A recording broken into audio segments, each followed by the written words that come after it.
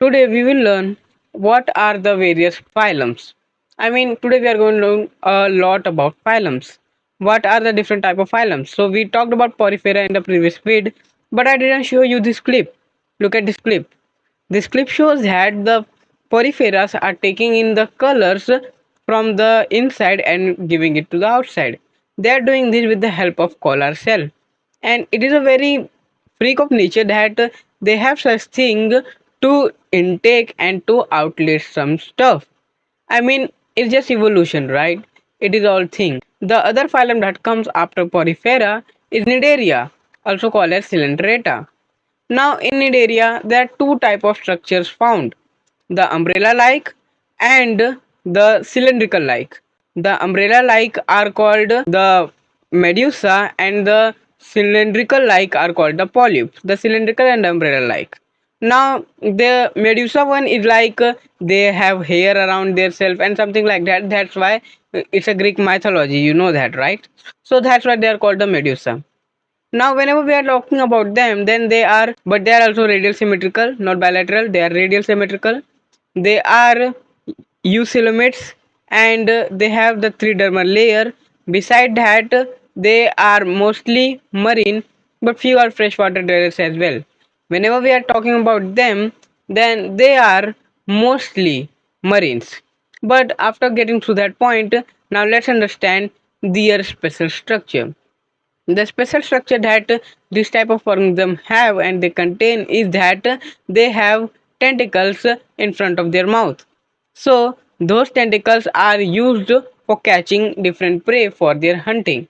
But what happens, there is a nidoblast, which are the type of a sting which is a sharp needle, I would say. So it is also present on their tentacles. So what's the purpose of that tentacle?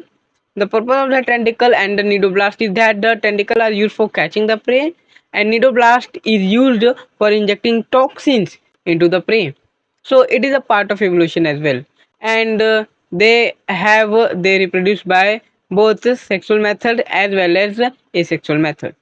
Now, one of the few example of them is hydra, sea cucumber, Portuguese man war, and many more. Now, after knowing about them, the next one that comes into our mind and the next classification of the phylum is Platyhelminthes. Now, let's define this name. Platy means flat. Helminthes, helminth means worm. So the name suggests that they are flat worms, and this description fits them well. These are flat, thin, leaf-like organism. Hence, they are called as flatworms.